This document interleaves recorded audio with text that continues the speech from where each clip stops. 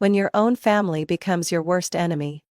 I used to believe that family was the strongest anchor in life, but sometimes, the ones who destroy you are the people closest to you, not because they hate you, but because they can't stand seeing you succeed beyond them. That was the harsh truth I realized after 10 years of pouring everything I had into transforming my father's small computer repair shop into a multi-million-dollar tech empire. And then, in a single night, everything I built was ripped away from me by my own family. But I'm not someone who can be easily destroyed. 10 years ago, when I was just 22, my father's computer repair shop was on the brink of closing down. Tucked away in an obscure corner of downtown, it was nothing more than a relic of the past, dusty, outdated, and nearly devoid of customers. My father, Richard Blake, was a stubborn man, clinging to outdated business methods and refusing to adapt to the rapidly evolving tech world. I still remember those days when he sat behind the counter, staring at his old ledger with a furrowed brow, struggling to understand why sales were plummeting. "People don't repair computers anymore, Natalie," he said bitterly. "Kids these days just buy a new one when something goes wrong. How can we compete?" I didn't argue with him, but deep down I knew the truth. We couldn't compete because we refused to change. My older sister, Olivia, never cared about the shop. She was the golden child, the pride of the family. Smart, beautiful, a graduate of one of Boston's top business schools, and quickly climbing the ranks in a prestigious financial consulting firm. Every time she visited home, she looked at me with pity, seeing me still toiling away in that little store. "Natalie, you're wasting your life here," she'd shake her head. "With your brain you could do so much more than just tightening screws on these old machines." I only smiled. I wasn't just tightening screws. I was seeing an opportunity that no one else did. I studied computer science at a local university. Not as flashy as Olivia's Ivy League degree, but I had something she didn't: practicality. I didn't just learn programming. I learned how to spot gaps in the market, to identify needs that weren't being met. And I found one. One late night, sitting in the shop surrounded by broken computers and overdue bills, it hit me. The problem wasn't just in repairs, it was in management. Dozens of customers came in every day with malfunctioning laptops, but most never returned, because there was no easy way for them to track the status of their repairs. I built a simple software solution to fix that. A repair tracking system that automatically updated customers on their service progress. At first, my father scoffed. "What's your little software going to do? We're not Google, Natalie." But then, customers started coming back. Not only that, but other small repair shops wanted the system too. Within 6 months, I had expanded it into a full platform for small businesses, helping them manage inventory, track orders, and engage with customers. We weren't just a repair shop anymore, we became a tech company. And I was the one who took us there. While Olivia was busy in Boston, making a name for herself in finance, I was grinding day and night to grow the business. I wrote code, built a tech team, and met with clients. When we hit our first million in revenue, I thought, maybe this time, my father would finally look at me differently. But I was wrong. When Olivia decided to quit her job in Boston and move back home, it wasn't for a family reunion. She came back to take what I had built.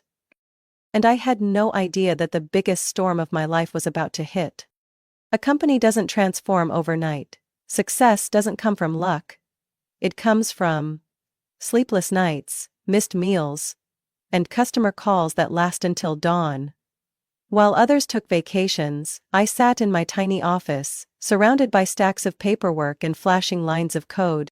My father never understood why I worked myself to the bone. He held on to his old mindset, believing that a small repair shop was enough to provide for the family. But I saw beyond that. I saw an opportunity that no one in my family recognized. Technology never stops evolving, and if we didn't move forward, we'd be left behind. And I was right. Within 2 years, Blake Tech Solutions, the name I gave our new company, was no longer just a repair shop. The software I developed didn't just manage repairs, it expanded into inventory tracking, automated invoicing, and customer management. Small businesses started coming to us, not for computer repairs, but to purchase our software. For the first time, my father actually listened. "We're not software people, Natalie, we fix computers." I scoffed. "How do you think Apple or Microsoft started? They were just guys fixing computers in a garage." "I don't want us to be stuck doing small repairs forever. I want to build something bigger." He fell silent, not arguing anymore, but I knew he never fully believed in me. I didn't care. I poured everything I had into the company, 14 hours a day, 7 days a week. No vacations, no leisurely dinners, no dates or lazy weekends spent watching movies. But in return we grew at an astonishing pace. From a tiny shop with just 3 employees, we hired more people. We expanded into a small office, then another. Our first customers spread the word about us, and within 3 years, our revenue surpassed $5 million. I should have been proud, but I had no time to celebrate. Success is never a destination, it's a trap.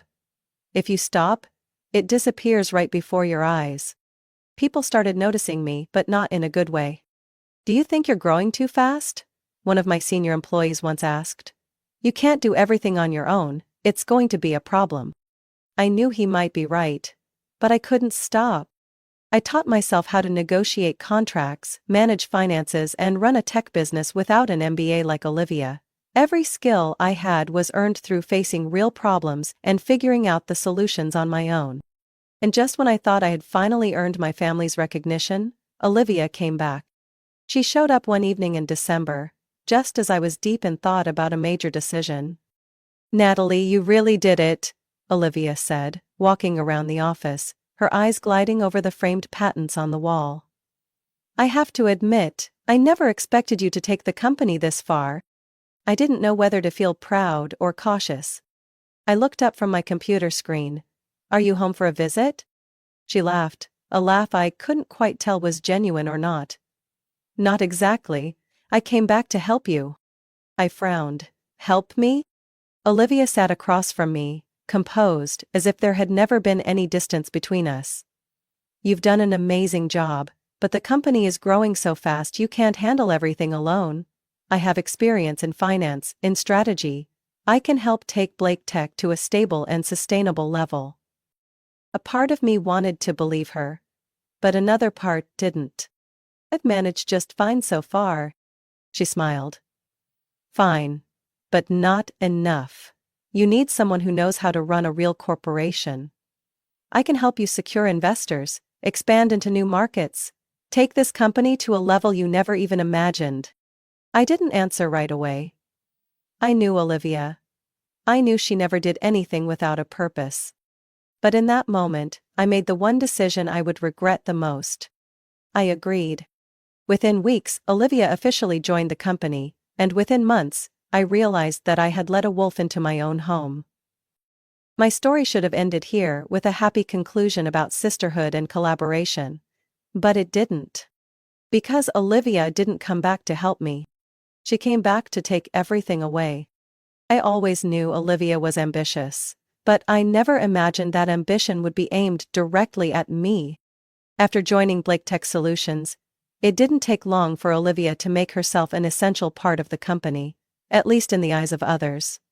She didn't understand technology, nor did she truly care about our products, but she knew how to talk to the right people.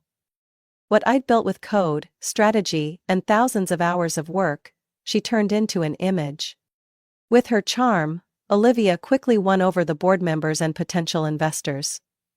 She hosted events, appeared in business magazines, and gradually became the face of the company. A position that had never existed before. Because I never cared about attention. I only cared about the work. And that was my mistake. On a Monday morning, I walked into the conference room, ready to present the latest update on the software platform we had been developing. But just as I took my seat, Olivia stood up, smiling at everyone before she began speaking. "I'm thrilled to announce that starting today, we are entering a new chapter for Blake Tech Solutions. After many discussions with Dad and the board, we have reached an important decision. To drive growth and take the company to new heights, We need a stronger, more professional business strategy. I blinked, an uneasy feeling creeping into my chest. Olivia, I interrupted, my voice calm. What decision are you talking about? She turned to me, her smile unwavering. Oh, right. You don't know yet. That was when my father spoke, his voice filled with enthusiasm. Natalie, we've decided to appoint Olivia as co-CEO. You know, you're great at technology, but the company needs a leader with business vision. The room suddenly felt stifling. I looked around the table. A few people avoided my gaze. Others nodded along with my father, unquestioning. I let out a quiet chuckle, not because I found it funny, but because I couldn't believe their audacity. Why am I only hearing about this now? I asked, my eyes locked on Olivia. She tilted her head, as if I were overreacting. Natalie, you've always been busy with the product, while I've been focused on the business side. This is the most logical step for the company. I clenched my fists. And I don't get a say in this? My father frowned. Natalie, this is for the benefit of everyone. For the long-term growth of the company. I wanted to laugh out loud. Benefit of who? Mine? Or Olivia's, who had just claimed half the leadership position in the company I had built with my blood and sweat? But I said nothing. Not because I had nothing to say, but because I realized something crucial. I had been set up. In the weeks that followed, Olivia slowly turned Blake Tech into her stage. She secured partnerships with major corporations, appeared in the media as a successful businesswoman, telling stories about how she and her sister built the company from nothing. With every speech she gave, the achievements I had spent my youth working for were twisted into our shared effort. She took the spotlight, while I continued to do the actual work. But things were even worse than I had imagined. Gradually, she cut me out of important meetings. Major decisions were made without my input. When I protested, my father told me not to be stubborn. When I asked about new projects, employees only responded with silence. I was being pushed aside in my own company. Olivia didn't just want to share my position, she wanted to replace me. One late night, I sat in my office, staring at my computer screen, a heavy weight in my chest. A new email popped up from the finance department. Proposed changes to the shareholder agreement. I opened it, reading each line as a cold chill ran down my spine. Olivia was trying to take over my majority shares. If her plan succeeded, she would have overwhelming control over the company. I slowly placed my hands on the keyboard, but didn't type a single word. I realized I was at a crossroads. I could fight back openly, try to reclaim every piece of power I had lost. But I knew Olivia. She had been planning this for a long time. If I reacted now, I would lose everything. I needed a plan. I leaned back in my chair, taking a deep breath. Olivia thought she had won. But she had made a critical mistake. She forgot that I am not the type to accept defeat. I had doubted Olivia from the start, but I never expected her to be this ruthless. When the invitation to my father's 60th birthday party appeared on my desk, sent personally by Olivia, I knew something was off. Olivia had never cared about family events. Yet this time she had booked a 5-star hotel, invited top business figures, partners, and media outlets. Natalie, this isn't just your father's birthday, an employee let slip as I walked past the conference room. This is an event to elevate Blake Tech. An event? To promote the company? A cold thought crept into my mind. No, not the company. Olivia. I should have walked away then and there. But I wanted to believe that no matter how ambitious she was, Olivia wouldn't dare betray me right in front of our father. I was wrong. That evening I stepped into the grand ballroom, where Olivia had orchestrated every detail to perfection. LED screens displayed images of her shaking hands with top CEOs. Banners hung high, emblazoned with the words, Blake Tech, the future of technology. With Olivia's face front and center. Not a single trace of me. I wasn't stupid, I knew this game. She was setting the stage to erase me. But I walked in anyway. My father stood beside Olivia, looking proud. When I approached, he glanced at me for a single second before turning away, as if I were nothing more than a distant guest. "Natalie!" Olivia beamed, embracing me under the watchful eyes of dozens of onlookers. "You made it! I was afraid you'd be too busy to come." Her voice was sweet as honey, but I could smell the blood in the air. I didn't respond. I just looked deep into her sharp blue eyes. She was hiding something. Then the party began. The company's partners, investors, and some of the biggest names in tech were in attendance. Everything felt more like a corporate launch event than a birthday celebration. And then, the moment of reckoning arrived. At exactly 9 p.m., Olivia stepped onto the stage. She raised her glass, flashing a dazzling smile. "Tonight is not just about celebrating my father's 60th birthday, but also a major milestone for Blake Tech Solutions." I gripped my wineglass tightly. I could predict what was coming. But it didn't stop my chest from tightening. After much deliberation, the board and our family have reached an important decision. Olivia scanned the crowd. "I am thrilled to announce that, starting tomorrow, I will be assuming the role of Blake Tech's sole CEO." The air in the room froze. All eyes turned to me. A few whispers rippled through the crowd, but the worst was yet to come. Olivia continued, her voice laced with insincere sympathy. "Don't misunderstand. My sister Natalie has made valuable contributions over the years, but we all know her strengths lie in technology, not leadership." More eyes on me, but I didn't blink. "We need someone with real vision, someone who can propel this company forward. And to be completely honest," she paused, locking eyes with me, "Natalie, you're just not capable of doing that." A shockwave rippled through the room. I had spent my entire life being underestimated, being dismissed, but I never thought it would be my own sister humiliating me in front of hundreds of people. I looked at my father. He didn't object. He nodded in agreement. Had I just lost everything? No one spoke. No one stood up for me. Taking a deep breath, I set my wineglass down on the table. The room braced for an explosion, a fiery confrontation. But I didn't argue. I stood up, walked to the head table where my father sat. Slowly I pulled a small gift box from my pocket and placed it in front of him. "Happy birthday, Dad." My voice was calm, cold, even. Then I turned and walked out of the room without looking back. Behind me, the murmurs grew louder. Some people were shocked, others whispered among themselves. But I didn't care anymore. They thought I had accepted it, they thought I had been pushed out and would disappear forever. They were wrong. As I stepped out of the hotel, a small smile crossed my lips. Olivia thought she had won the company. But she had forgotten something important.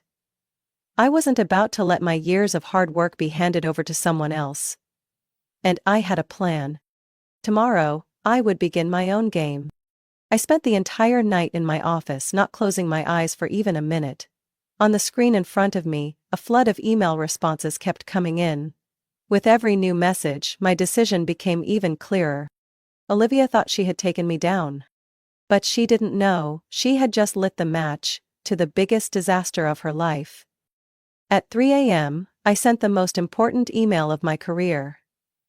As I pressed send, a strange calm washed over me. No more anger. No more pain. Just absolute focus.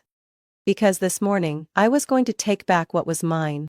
I arrived at the office earlier than anyone else, and sat in my old CEO chair. The chair Olivia should never have had the chance to claim. I didn't have to wait long. At 9 a.m., the glass doors swung open. Olivia strode in like a queen, my father trailing behind her, his face still glowing with the thrill of last night's victory. "What are you even doing here?" Olivia smirked, folding her arms. "I thought after last night you'd know better and back off." I didn't answer right away. I simply looked at the two of them, then calmly placed my tablet on the table. "Sit down," I said, my voice eerily quiet. My father frowned. "Natalie, stop making trouble. We've already decided." I cut him off.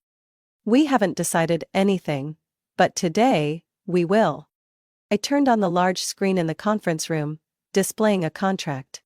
Before we go any further, maybe you should recall an important agreement you signed 3 years ago. I clicked to the next slide. A set of legal documents appeared. The share transfer agreement. 3 years ago, when the company needed capital to expand, you sold me 26% of Blake Tech. At the time, you rushed to sign without fully reading the terms. Do you remember that?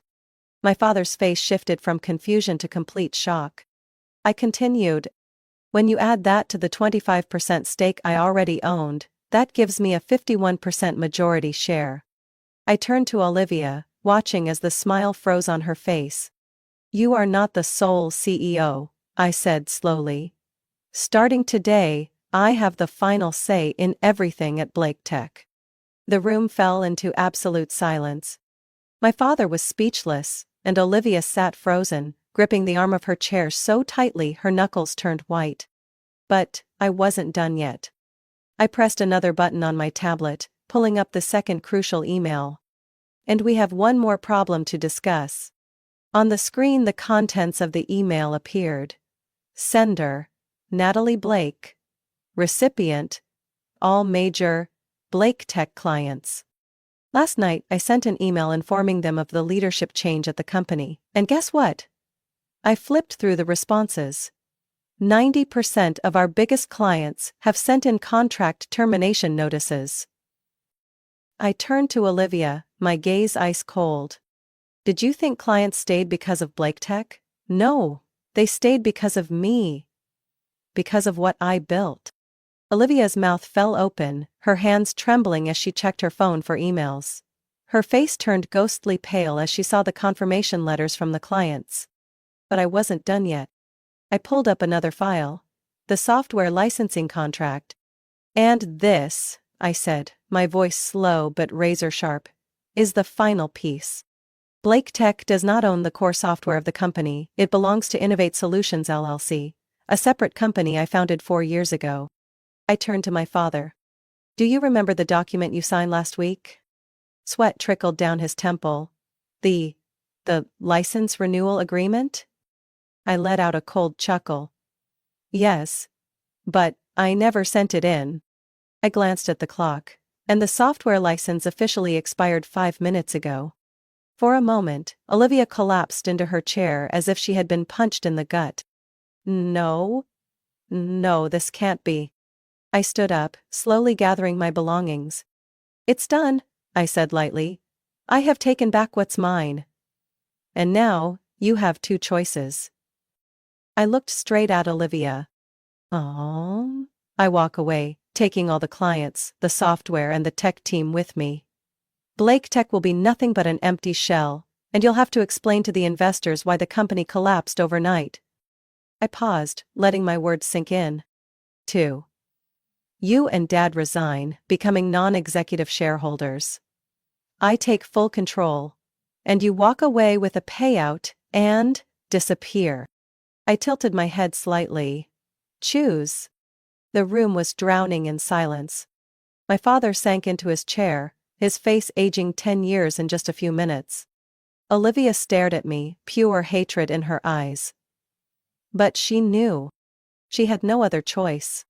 The room remained still. No one dared to breathe too loudly. Olivia's face was pale, her eyes filled with both horror and fury. She might have been a master manipulator, but this time, all the cards in her hand had been torn to shreds.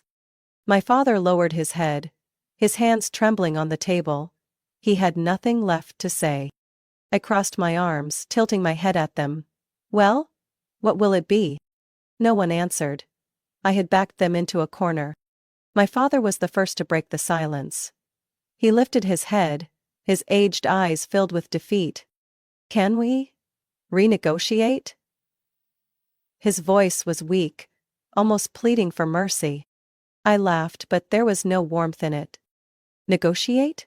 After you stood by and watched me be humiliated in front of hundreds of people last night? I slowly shook my head. No, Dad. This isn't a negotiation. This is an ultimatum. He slumped further into his chair, His eyes clouded with disbelief, as if he were asking himself when everything had spiraled out of his control. I turned to Olivia. And you? Still refusing to accept reality? Her fists clenched so tightly that her nails dug into her palms. But she didn't say a word.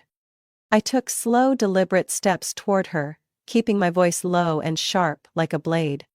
If you still think you can turn this around, let me help you understand something. I tapped a button on my tablet, bringing up a projected revenue chart on the screen. This is what happens if I walk away right now. I pointed at the steep drop. An 80% revenue decline within the next 3 months. Without my software, without my loyal clients, this company will collapse faster than your reputation. Olivia clenched her teeth, her eyes burning with fury. But she had no argument left. I leaned forward, placing both hands on the table, locking eyes with her. Or, you can take the second option, I said, each word sinking into the air. You walk away. Right now. You never interfere with this company again. I paused, holding her gaze, then slowly emphasized every word. Or, you lose everything. Olivia shuddered, her hands trembling as she gripped the glass of water in front of her. Then she looked at me, hatred filling her eyes. But this time, that look held no power over me. Fine, she spat, each word dripping with venom. I'll go. Saying it out loud must have felt like a knife slicing through her pride. I smirked, smart choice. My father looked between Olivia and me, as if trying to salvage whatever shred of control he had left. But I still own shares in the company. I nodded. And you can keep them. But only as a passive shareholder. You no longer have any decision-making power here. His expression darkened. Natalie, is this how you treat your own father? I tilted my head. Do you remember how you treated me? He had no response. We're handling this now, I continued. I've already prepared the paperwork. Olivia will receive a payout and leave the company today. You will continue to receive dividends, but from this moment on, you have no control. I placed the pen in front of them. Sign it. The room was silent. Olivia took the pen, her hand shaking. But in the end, she signed. My father stared at the document, as if he were looking at the end of a dream. A dream he had allowed the wrong person to control. Finally he signed as well. I gathered the papers, neatly organizing them into my folder. It's done, I said, my voice as light as the wind. I looked at Olivia one last time. You have 3 hours to clear out your office. As of now you no longer belong to Blake Tech. She shot up from her chair, shoving it back with force. Her eyes blazed with rage, but I met her stare with nothing but ice. Without another word, she stormed out of the room. And I knew she would never forgive me. With only my father and me left in the room, he looked at me, his eyes filled with disappointment. Did you really do this, Natalie? I let out a small laugh, void of any amusement. No, Dad. I lifted the folder, meeting his gaze.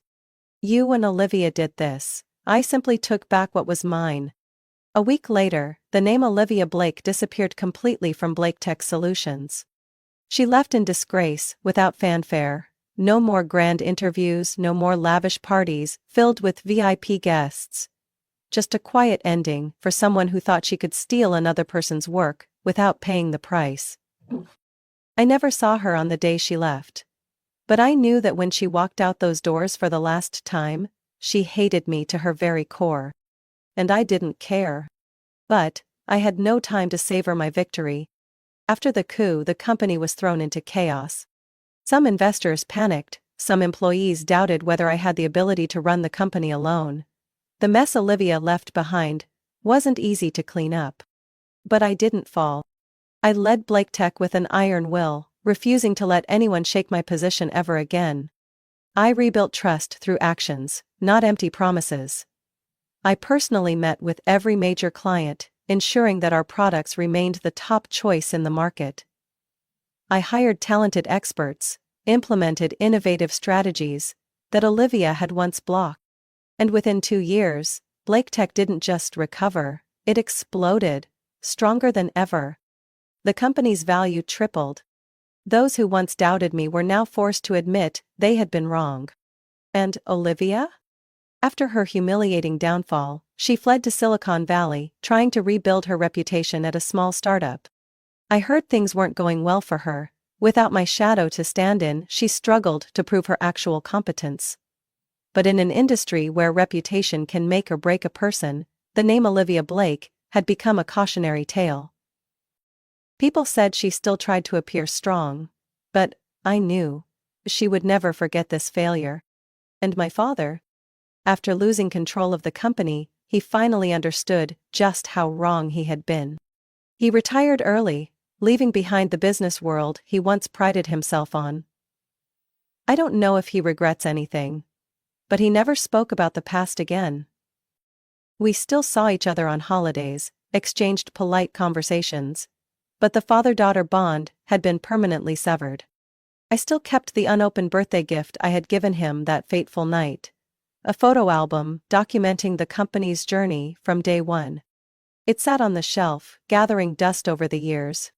I had never opened it. Maybe one day, when the pain had faded, I would give it to him. But not today. My story became a legend in the business world. People called me Natalie Blake, the woman who turned the tables. They were curious about how I reclaimed my company, about the bitter lessons Olivia and my father had learned. They spoke of me with admiration and caution. Because they all knew one thing. I was the kind of person you should never underestimate. Then one day, an email appeared in my inbox. From Harvard Business School. Subject: Invitation to speak at the graduation ceremony. I skimmed the content. They wanted me to give a speech on the power of underestimated leaders. I let out a quiet laugh. The irony of fate, the event organizer was none other than Olivia. I imagined the look on her face when she saw the email confirming that I would be standing on stage, right in front of her. And this time, I would be holding the microphone. And she would be the one forced to listen. Why are we here today? I stood before hundreds of graduating students, the stage lights shining down on me. My eyes scanned the crowd, pausing for a brief second on Olivia's stiff expression. She couldn't leave. She couldn't do anything but sit there and listen to every word I said. I was once seen as worthless, I said, my voice echoing through the auditorium. I was pushed out of the very company I'd built. I was humiliated in front of hundreds of people. Some in the audience held their breath, sensing that a deeper story was unfolding. I looked directly at Olivia. But there's one thing that those who betrayed me never understood. The most underestimated people are often the most dangerous ones. The room erupted into applause, but I didn't look at anyone else. I only looked at Olivia. And at that moment, I saw what I had been waiting for all these years. For the first time in her life, she couldn't meet my eyes. Natalie's story is more than just a battle for justice, it is a profound lesson in self-worth and resilience. In reality, many people are underestimated, sidelined by their own families or colleagues. But like Natalie, true success doesn't come from status or reputation. It comes from actual ability and the strength to rise after betrayal. When someone tries to steal what you've built, remember this. The best revenge isn't to destroy them. It's to make them acknowledge that you can never be replaced.